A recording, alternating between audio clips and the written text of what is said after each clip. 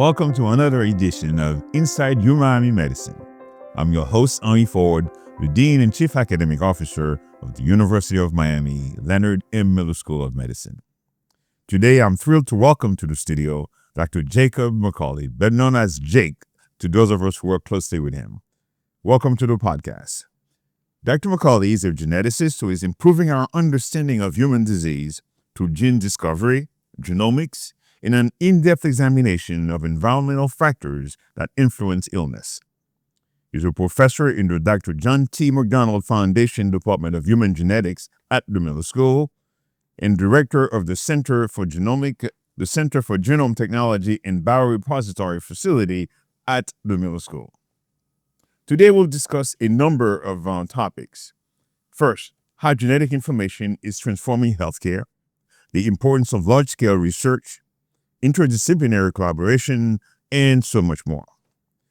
Dr. McCauley, Jake, welcome to the podcast. Thank you so much, Dean Ford, for having me. Great.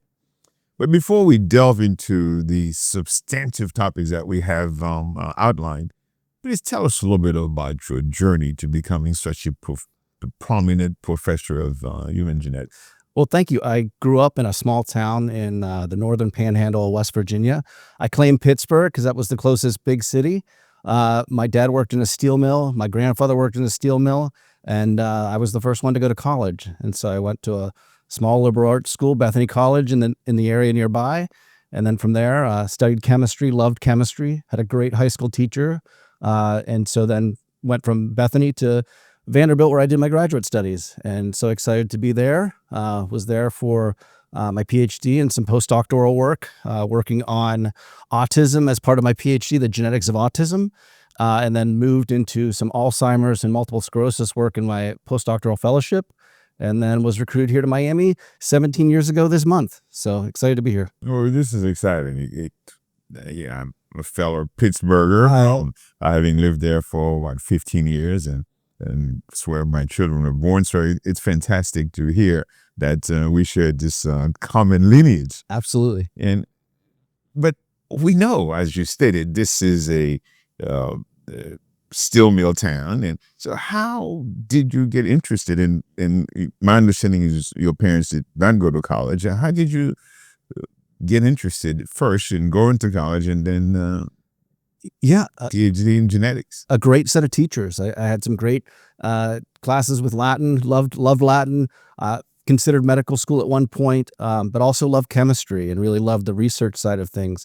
Very blue collar family. Like I said, my father and grandfather both worked in the steel mill, my father's brothers. So everybody, that's what the town was about. And so my dad really pushed me to go on to college and said, I don't want you to work in the steel mill. I want you to go and get an education and pursue those dreams that you have. So it's beautiful, beautiful. So was there something during college that triggered the passion for discovery as opposed to medical school?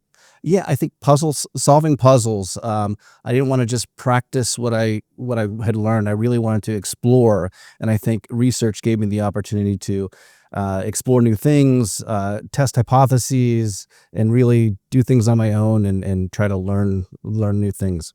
So we fast forward, get your PhD at Vanderbilt, and how did you get recruited by Dr. Margaret or Peggy Vance? To come here? No, it was I was finishing up my postdoc. I was working with a colleague of hers that knew the work that I was doing. I was part of leading some of the analysis for the first genome-wide association study in multiple sclerosis at the time, which we published in New England Journal of Medicine. So really a fantastic start there. And Peggy had just come here, was recruited here to South Florida to start what was the Miami Institute for Human Genomics, and was looking for faculty. So thought it was a great opportunity to come down and help build something. And based on your postdoctoral fellowship and your productivity there, she recognized that you were a rising star. So she has the knack for identifying greatness. And so here you are. I hope that's what she saw. Well, you certainly have not disappointed. Let's talk a little bit about today's topic, right? We know that genetics is the cornerstone of precision medicine. So please set the stage for our listeners. How does genetic data pave the way for more tailored or precise treatments?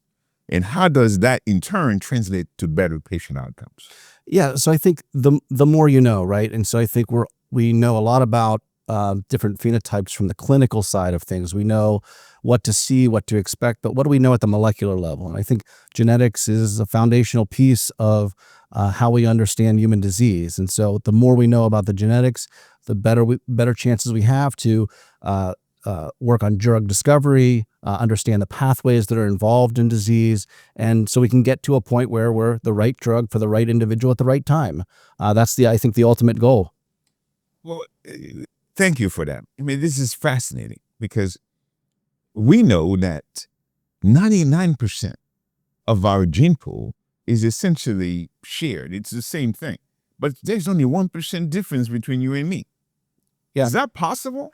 It is. In that 1%, there's so much we don't know about the complexity of the genome, right? And so we're now in this big data era where we have whole genome sequencing is much more affordable than it once was. And so we have that kind of baseline blueprint, but there's epigenetics, there's all kinds of things. Yes, all kinds of complications to that.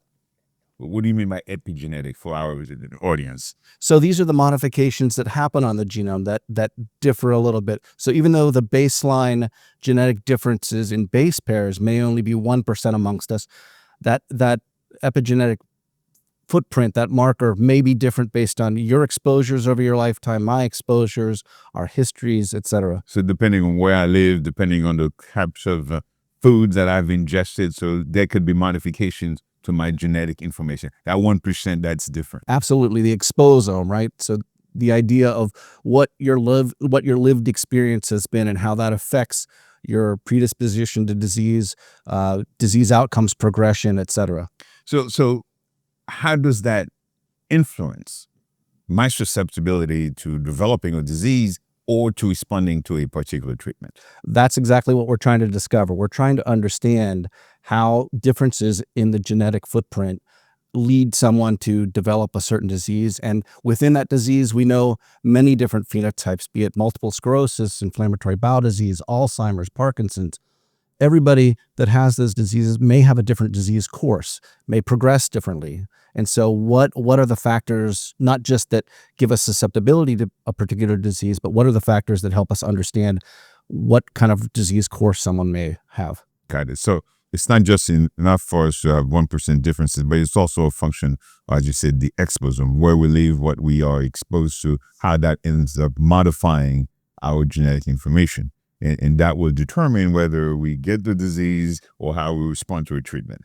Did I break it down? Absolutely. And I think the important thing, we have many, many years of twin studies which show us that having the genetic component of many of these phenotypes isn't enough. Complex disease, which are all the diseases that we know and think about with heart disease, diabetes, etc., that are an interplay between genetics and environment. And so these twin studies have shown us that it's not just enough to have the genetic impact. You have to have the exposome. Great. We also know that you have random genetic variations. We hear about mutations and all this. What's important? I think, or if I say, what's meaningful for disease susceptibility? I think different diseases have different underlying genetic factors that play a role, right? So some diseases, you may have things called repeat expansions, where you've got a certain segment of the DNA that is heavily expanded due to a mistake in the repair mechanisms for replication. Other diseases may be single point mutations and changes. So there's a lot of differences. Technology that we have, especially here at the University of Miami, is really helping us drive and discover new things as we talk about maybe short read sequencing versus long read sequencing, allows us to interrogate the genome in new and interesting ways. So let me let you play God for a second. Why do we have mistakes? We have mechanisms to repair them, and what goes awry? Why do those things happen? It's a great question, and I don't know that I know the answer to that one. I think there's a lot of variability. There's a lot of turnover in our bodies in terms of cells, and so there's just things that happen. And I think variation is just part of being human, right? So we've got this 1% difference, but there's a lot of things that are happening within that 1% that we need to learn and understand. So are there some blood-borne markers that we can look at to help predict the likelihood of developing disease? I think this is an area of real discovery right now, biomarkers, right? And so anything that's less invasive, so we think about blood-based biomarkers in particular, how could those in maybe a prodrome phase of a disease where we really don't see a clinical interpretation of that disease, or we can't really clinically classify that, are there blood-based biomarkers that will help us understand? Because with many diseases, we know that early treatment is really crucial to long-term outcomes. And so I think this is really a hot area of discovery, especially Alzheimer's disease. We've got a lot of that going on here at the Institute. So that may be very important for any program that aims to implement precision medicine. Absolutely. And how would that work? Absolutely. So I think the cornerstone of all of the genetic research that we do and any biomarker work that we want to do is something near and dear to my heart, and that's the collection and curation of biospecimens. And so I think really having a rich resource like that gives us the capabilities to pursue lots of studies around biomarkers and genetics.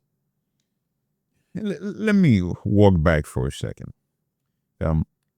Is there a possibility that based on the genetic profile of a infant at birth, given the fact that we're talking about that 1% variation, is there a possibility that we can predict the risk of developing different types of diseases, and also not only susceptibility to developing diseases, but also particular treatments or ways to prevent diseases based on that genetic profile? So it feels like a loaded question, Dean Ford. I think there are definitely, as we know, monogenic diseases, right, that may not manifest in the early days of life, but maybe early in childhood, where you start to see things like cystic fibrosis and other things where we really know there's a main gene that drives that disease.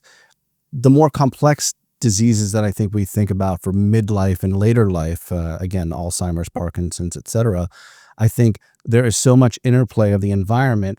It's hard to really know at birth what will become of someone that may have some risk, some genetic risk for a certain phenotype. Because we know there are lots of cases where you may be genetically predisposed, but never go on to develop disease. So that's why it's important to conduct detailed analysis of people's genetic profile so that over time you can see what diseases they developed. Absolutely. Are there studies in looking at that right now? I mean, we're in a big data world, and nothing maybe larger right now in the U.S. than the All of Us research program. And so this program is looking to gather specimens, biospecimens, EHR data, participant reported outcome data across 1 million individuals in the U.S. And so that's a study here that we're supporting in Miami at the university. And I think that will give us a lot of opportunity to do these kinds of studies over the long term. So that's a large-scale genetic study that allows you to catalog someone's genetic profile and in a de-identified fashion also understand what diseases that they have, so you can link genetic profile in disease development. Is that That's absolutely part of it. Yeah, we can bring together the history, their medical history, as well as survey data that they provide in terms of where they've lived, what exposures they might have, so we can get some of that environmental flavor to the data as well. Bring that with the genetics and the clinical data and really try to leverage that to make new discoveries. So let's probe in this a little bit more. Why is that important? I mean, you could make the case, well, we have the Hispanic population is a Hispanic population, but you have people from Central America, you have people from South America, and they may be different. Is that what I understand? Absolutely. So I think what we have is obviously a world population that has different potential allele frequencies. These allele frequencies within genes that matter for susceptibility may mean that different pathways play different roles across different global populations. And so as we try to uncover that, we know there's already findings in Alzheimer's. We actually have a paper in gastroenterology that's being reviewed right now looking at this very thing within the Hispanic population to understand some of these genetic factors that may be unique or give us new insights into what disease looks like and how we might be able to combat that. So in that sense, so if you're Afro-Caribbean, there may be different, that 1% variation may be quite distinct from if you're African-American, again, because of the exposome. Yeah, and the different allele frequencies and the different exposures that you've had throughout your life course, absolutely. Let's talk a little bit about your work in multiple sclerosis. So how has this genetic information, genetic analysis that you've been doing influenced a diagnosis and treatment? So in the early days, back in 2007, we had performed the first genome-wide association, found 2 genes associated with MS. Relatively small data set, about 1,000 individuals with MS. Now, come 15, 20 years later, we now have around 250 genes that we've identified that are related to disease susceptibility for MS. And now we're starting to do brand new studies where we're looking at genes that might affect progression of the disease. And so these have been more complicated because of the lack of richness of clinical and phenotypic data. It's not enough to just ask who has disease and who doesn't have disease. We really need to understand and have the data to look at clinical course, to then make other plans and other analyses to try to understand what genetic factors or environmental factors might influence that. A lot of different drug manufacturing and drug discovery is based on the genetic findings that we have. And so we're really fueling the drug development arena from the findings that we have. And based on your studies, how close are we to finding a treatment for this vexing disease? It's so debilitating. MS has been fantastic in terms of being able to have a number of therapies now that are possible in the clinic. And so MS is really, I think, quite a success story in that regard. Of course, our work isn't done. We want to prevent the disease altogether. And so there's constant work to be done in that area. But I think MS has been an area of great success in developing effective therapies. So going back to your work on MS, you said you have more than 250 genes that may be involved in disease progression and so forth. How do you begin to select which ones you're going to go after? It's a great question. I mean, there's definitely the heavy hitters, those that have much larger effect sizes that we can detect. I think we're also getting clues here from studying many different immune-mediated diseases. And so we saw this develop early on when genome-wide association studies in the late 2000s were really being published. We would see a lot of genetic overlap across different diseases, be it lupus, ulcerative colitis, Crohn's disease, type 1 diabetes. We saw a lot of overlap between these things. And those, I think, can clue us into the right pathways that might be most crucial to develop any kind of immune-mediated phenotype. And again, based on the discussion thus far, it is also possible that because of their heterogeneity and the different effects of the exposome, people may respond differently to a particular treatment.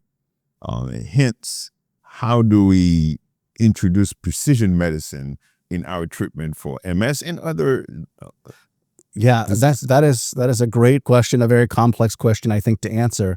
I think as we try to understand these different diseases and the different genetic factors that are involved, I think the more data we have, the better. We need that detailed clinical and exposure data to ask and answer these questions. Right now, we're enrolling participants from lots of different backgrounds across the country and across the world to really leverage as much as we can on the genetic side. But I think what we've often been missing is a deep phenotype side of things, as well as really thorough environmental data to really ask and answer a lot of those questions. So you need to have a lot of genetic material to study in order for you to develop the kind of big data to start making accurate predictions. Is that accurate? Absolutely. I think you think about our early studies in 2007, roughly 1,000 cases. When we published and found more like 250 genes, we're talking about 50,000 cases. So there's really an order of magnitude. And so you need a lot of participants for these studies and a lot of genetic material. That's a good place to segue into the Biorepository facility. Tell us about how you're trying to address this problem in terms of accumulating more genetic information, more data for you to do robust studies, robust analyses. Yeah, absolutely. So as you were there about 2 months ago, we celebrated the opening of our new facility, supported by obviously the Miller School as well as some grant funding. And so And that's the John P. Hussman Institute for Human Genetics Biorepository facility. that's right. That's right. So we have a lot of instrumentation and a lot of high throughput means now. We're really an enterprise level solution, 6,500 square foot in our new facility, the opportunity to consent participants there on site, collect blood, and have it processed right in the back. So that was your brainchild. I mean, this is something that you dreamed of and you made it happen. And Yeah, it's the field of dreams, right? It's build it and they will come. And so, we've got this thing ready to go. We're supporting more than 200 studies across campus, nationally and internationally as well, for genetics and other diseases. And tell the audience about the capacity of this biorepository facility and how it opened doors for genetic research worldwide. yeah, no, there are many disease consortia that we're part of that are local efforts as well as national and international efforts, and you need lots of materials for that. And so our new facility with the Azenta BioStore automated negative 80-degree freezer system allows us to store 5 million samples, up to 5 million samples in 1 ml vials. 5 million. 5 million, yes. So 5 million with an M. Tell us, how do you take a sample and break it down into, you said 1 milliliter? Yeah. So a lot of our studies, we support researchers to go and have their clinical coordinators consent participants, collect those samples, bring them to the repository. We have a bunch of liquid handling automation to do blood fractionation. We have the ability to store tissue as well. And so we break everything down so it's ready to go for these biomarker studies, for these whole genome analyses. And how does this enhance your capacity to do more studies? And I mean, you have access to potentially 5 million samples, and that's linked to the identified clinical data. Is that correct? Yes. So investigators, a lot of the work that we've done has been investigator-initiated research studies. And so the investigators will enroll their study participants. They keep the clinical data. They give us all the biospecimens. We track, handle that, send it wherever they need it to be sent, process it ourselves for biomarker studies or genomics. And now we have the capability to really, at this new level, to do something UHealth wide. And so we're really excited about the UPromise project, which will allow us to capture through a broad consent mechanism that the CTSI has put in place to capture leftover blood samples from all of the patients at UHealth that want to participate. And so we can then take those blood samples, generate some genomic information, and match that with the clinical data from their EHR to really aid our investigators here to propose new research studies and have what they need to make new discoveries. So give the audience an example of how you would use this facility, or you would use access to this impressive amount of information to study a particular medical problem.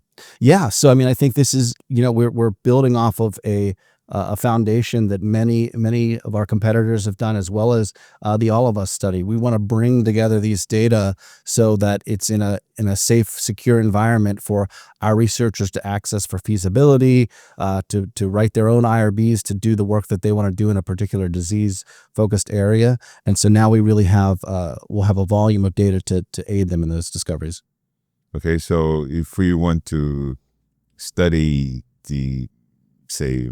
multiple myeloma in South Florida, or multiple myeloma in North America from the perspective of people in a particular city? I mean, how would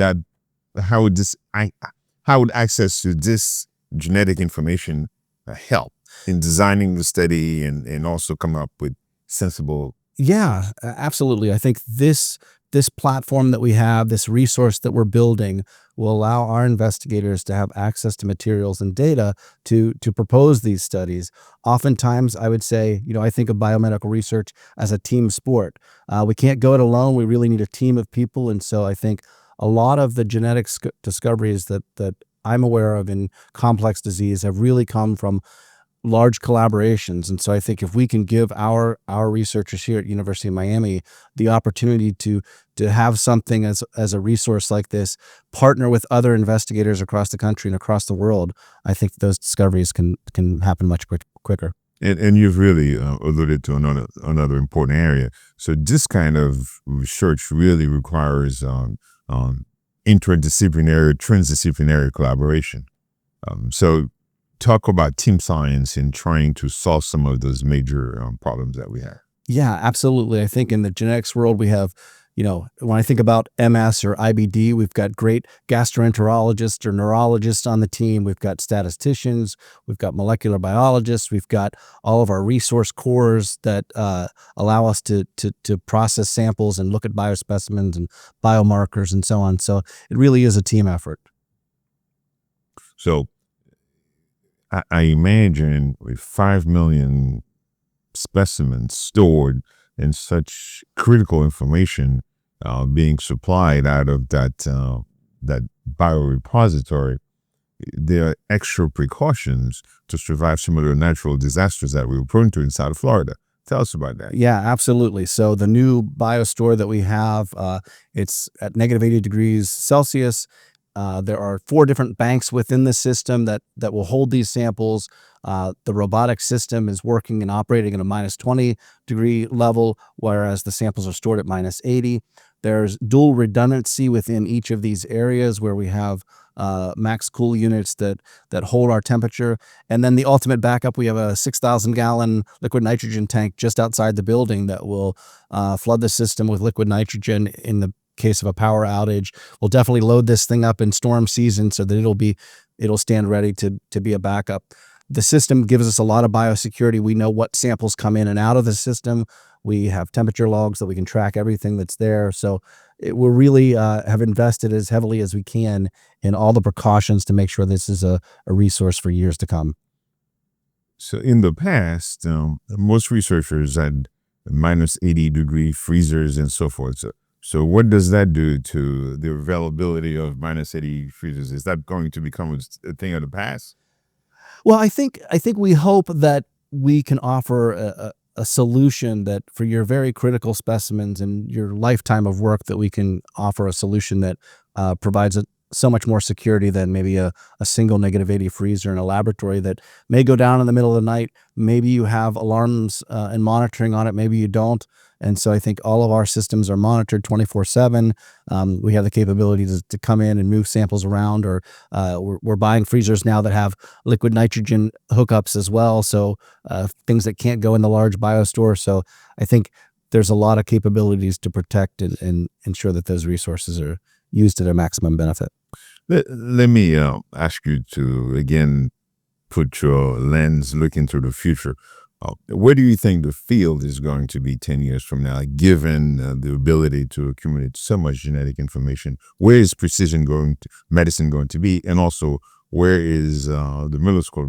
What role will the middle school of medicine play in the wide-scale establishment of precision medicine? I think the sky's the limit. I think we have so much opportunity here. I think our population here in South Florida is unique. The exposures are unique, and I think we can really leverage the participation of our patients within our health system to really make new discoveries. I think there's a lot of opportunity in the biomarker space, but we've got to have samples and biospecimens to do that. So I think we're really at the precipice of great things to come in that arena, and I think we could really help lead that field as we make new discoveries that will help all individuals with all different kinds of chronic diseases. So to the audience, there's hope. There's hope. Okay. It's right around the corner. It's right around the corner. Okay. let's provide the samples. What advice do you have for young graduate students studying, pursuing a Ph.D. in whatever field when it comes to being impactful in the long term? I think, I was given advice early on that you really need to build a lot of relationships and interact with a lot of different individuals, build in areas that you may not feel comfortable with, interact with people, ask questions and learn those things. I think, my early days at Vanderbilt, I joined the interdisciplinary graduate program in 2000 back at Vanderbilt. It was one of the very early on umbrella programs. And I think that umbrella program is very near and dear to my heart, but also having served 15 years now on our PIBS, our program in biomedical sciences for graduate students here, I think those kind of umbrella programs. And so what that means is you can go into different fields when you join our graduate program. You can look at cell biology, you can rotate in a genetics lab, you can look at a cancer biology lab and really understand and make a determination of what is the right fit for the research that you want to pursue. So I think graduate students really need to open their mind up and visit these different labs, talk to different people and figure out what's best for them. And hopefully there'll be another Jacob McCauley. Thank you. Well, thank you so very much, Dr. McCauley, for sharing your expertise with us this morning. It's been quite enlightening. And we know that with the Biorepository facility that you have put together, a whole lot of great discoveries are on the horizon. So thank you for your contributions. Thank you, Dean Port. And we're fortunate to have you here as a faculty member. And this has been another episode of Inside UMiami Medicine with the sensational Jacob McCauley. Join us again for a future episode of Inside UMiami Medicine. Until then.